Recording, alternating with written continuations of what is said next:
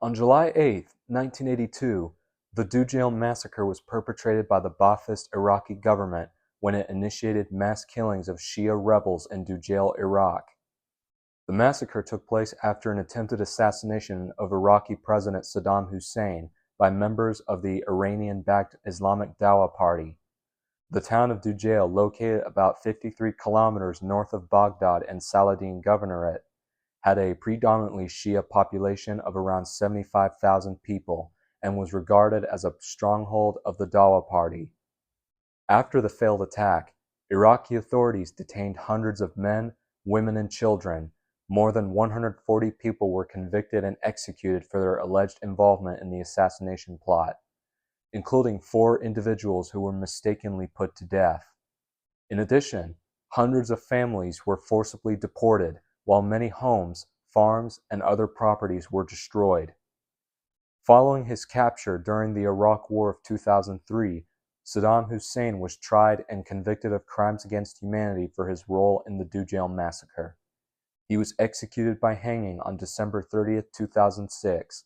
Several other former Iraqi officials, including Saddam's half-brother Barzan Ibrahim al-Takriti, were also convicted and executed for crimes against humanity related to the case.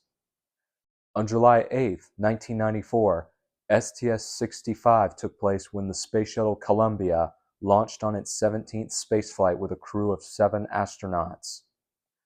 The mission was an international scientific research mission that carried the International Microgravity Laboratory 2 on a 15-day flight. Among its achievements, the mission marked the first time that animals, including a Japanese rice fish, successfully conceived and produced offspring in space. After completing its scientific objectives, Columbia landed safely at the Kennedy Space Center on July 23, 1994. The astronauts consist of Commander Robert D. Cabana on his 3rd spaceflight with the Red Team, pilot James D. Halsell on his 1st spaceflight with the Red Team, Mission Specialist 1 Richard Hybe on his 3rd and last spaceflight with the Red Team, Mission Specialist 2 Flight Engineer Carl E. Waltz on his 2nd spaceflight with the Blue Team, Mission Specialist 3 Leroy Chow on his 1st spaceflight with the Blue Team, Mission Specialist 4 Donald A. Thomas on his 1st spaceflight with the Blue Team, and Payload Specialist 1 from Japan, Chiaki Makai, on her 1st spaceflight with the Red Team. Chiaki Makai made history as the first Japanese woman and the first Asian woman to fly in space. And on the same day, Kim Il-sung, founder and supreme leader of North Korea, died of a heart attack in the early morning at the age of 82.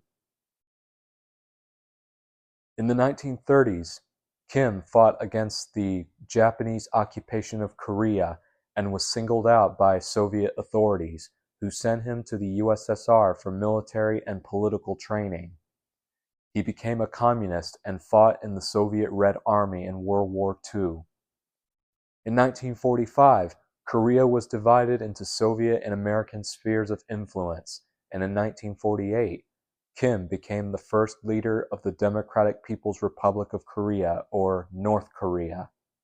Hoping to reunify Korea by force, Kim launched an invasion of South Korea in June 1950, thereby igniting the Korean War, which ended in a stalemate in 1953. During the next 4 decades, Kim led his country into a deep isolation from even its former communist allies, and relations with South Korea remained tense. Repressive rule and a personality cult that celebrated him as the great leader kept him in power until he died in 1994. He was succeeded as president by his son, Kim Jong-il, whose reign was equally repressive and isolating. Kim Jong-il, known as Dear Leader, served until he died in 2011. Kim Jong-il's son, Kim Jong-un, succeeded him and serves to this day. On July 8, 2011, STS-135 took place when the Space Shuttle Atlantis launched on its 33rd and final spaceflight with a crew of 4 astronauts. This mission was also the 135th and the final mission of the American Space Shuttle program. Atlantis was flown by a crew of 4, making it the smallest American space shuttle crew since STS-6 in 1983. Its primary payloads were the Raphael multi-purpose logistics module and a lightweight multi-purpose carrier, both of which delivered supplies and equipment to the International Space Station. The mission also marked the only occasion on which Space Shuttle Atlantis transported the Raphael module. Although NASA approved the mission, it was initially left without dedicated funding in the agency's budget, creating uncertainty about whether it would take place.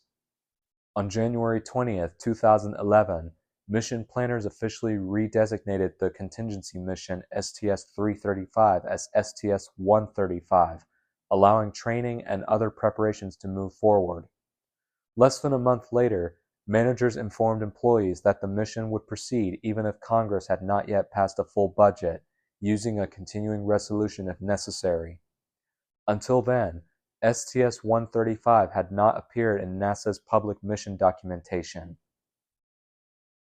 In a speech at the Marshall Space Flight Center on November 16, 2010, NASA Administrator Charles Bolden explained that the additional shuttle mission was needed to ensure continued support for the International Space Station while commercial cargo spacecraft were still under development.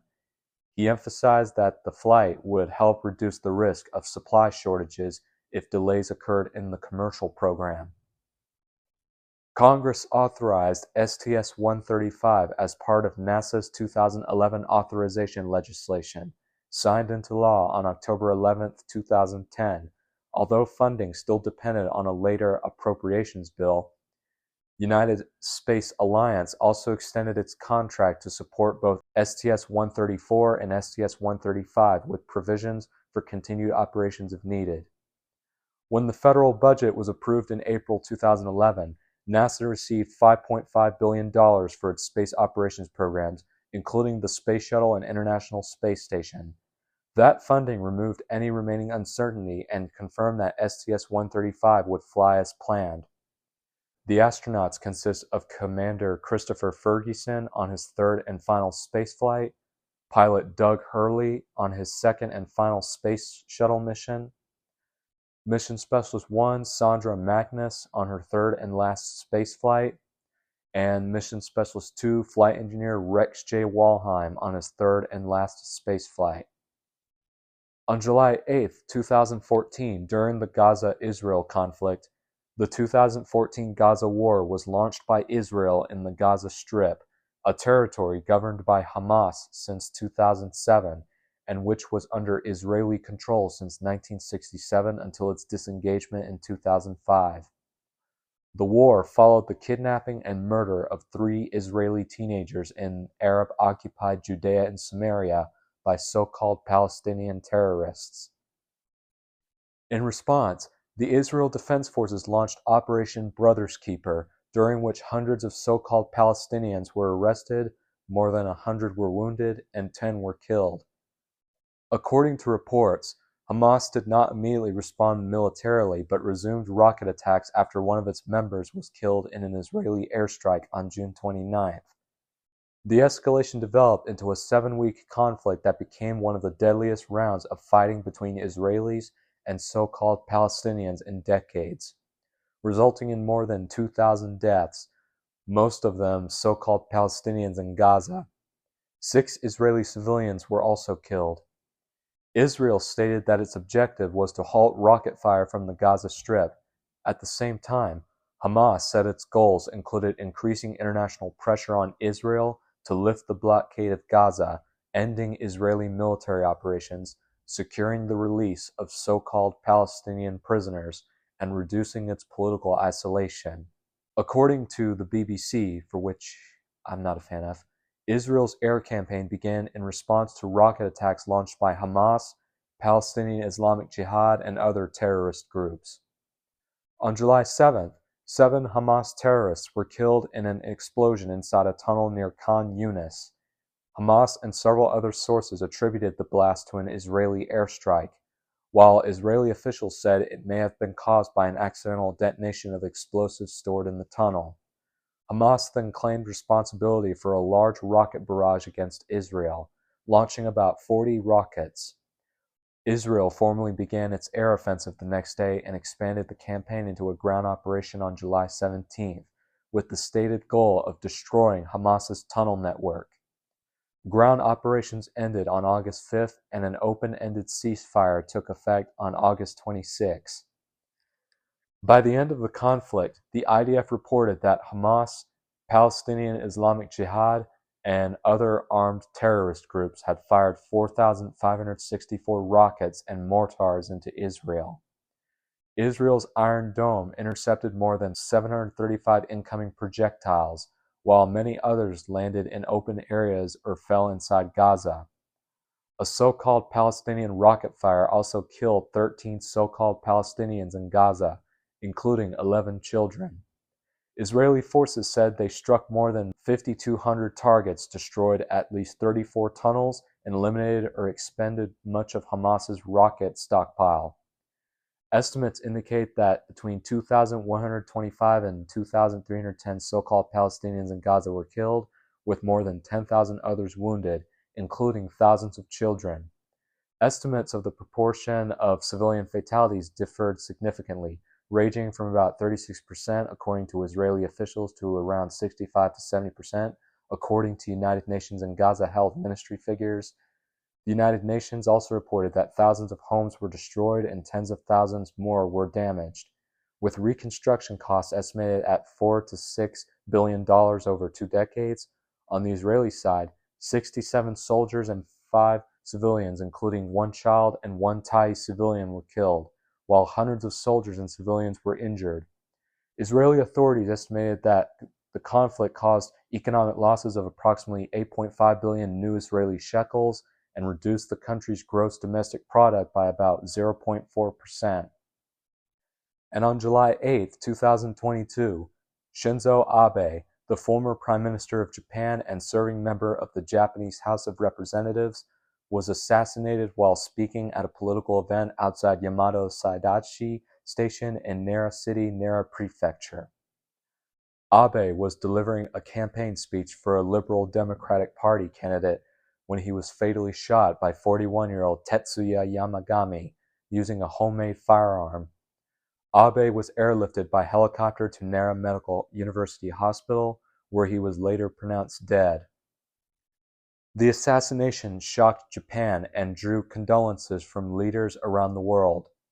It was the first assassination of a former Japanese prime minister since the February 26 incident, during which Saito Makoto and Takahashi Korikyo were murdered, and the first assassination of a major Japanese political figure since Inejiro Asanuma in 1960.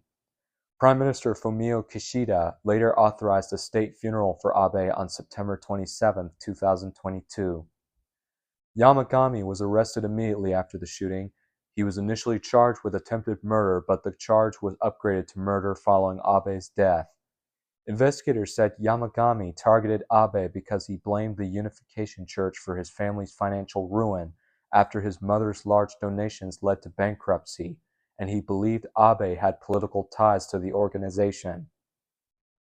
The assassination prompted intense public scrutiny of the Unification Church and its relationships with Japanese politicians. Many lawmakers disclosed past connections to the group, and Kishida reshuffled his cabinet as public support declined. The LDP announced it would sever all ties with the church and expel members who refused to do so. And by the end of 2022, Japan's parliament had passed new laws to regulate certain religious organizations and provide assistance to victims of coercive donation practices. In 2025, a Japanese court ordered the Unification Church to dissolve in Japan, and that ruling was upheld by the Tokyo High Court in 2026. The assassination has been widely described as having major political consequences because it led to extensive reforms and increased scrutiny of the Unification Church's influence in Japanese politics. On January 21, 2026, Yamagami was found guilty of the murder and was sentenced to life imprisonment. I'll never forget where I was when Abe was assassinated. My family and I were living in a rental house while our real house was being built, and I was walking the dog outside, and I looked at the media on my phone and discovered that Abe was murdered, and I was shocked because I knew Shinzo Abe a few years because of his first name, Shinzo. Not to be confused with the JetX show Shinzo, for which I remember when I was very little, but this is one of the most saddest days I'll never forget in my life. God bless Abe and God bless Japan. Well, that's all I have for today. If you like what you hear, don't forget to leave a comment down below and subscribe. This is Stephen Luke, and I'll see you next time for another historical milestone video.